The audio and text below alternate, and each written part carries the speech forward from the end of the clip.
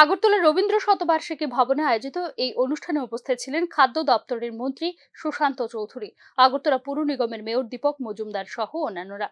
অনুষ্ঠানে বিদ্যালয় ও কলেজ স্তরে গঠিত কনজিউমার ক্লাবের উদ্বোধন করেন মুখ্যমন্ত্রী।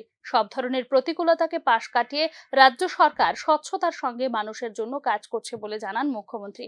এই প্রসঙ্গে বিরোধী দলগুলিকে এক হাত নেন তিনি। সবকিছুতেই বিরোধী দলগুলো নেতিবাচক ভাবনা নিয়ে সরকারের সমালোচনা করে বলে মুখ্যমন্ত্রী জানান।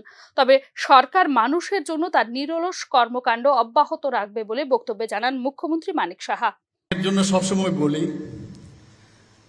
যারা বক্ররেখায় চলার একটা অভ্যেস হয়ে গেছে, ওই বক্ররেখাতেই থাকবে। আমরা সোজা রেখায় চলি, আমরা সোজাই চলতে চাই।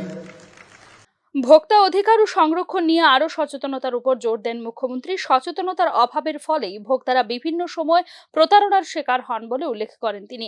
এক্ষেত্রে বিদ্যালয় ও কলেজ স্তরে গঠিত কনজিউমার ক্লাব গুরুত্বপূর্ণ ভূমিকা পালন করবে বলে জানিয়েছেন মুখ্যমন্ত্রী। হতে হয়েছে এবং বহু কেস আমাদের আছে, কাজে সব দিকে এর জন্য কিন্তু এই সচেতনতা এখানে।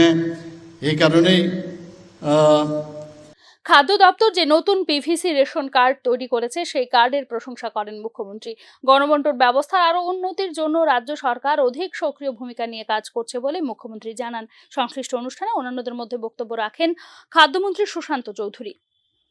ব্যুরো রিপোর্ট, নিউজ নাও।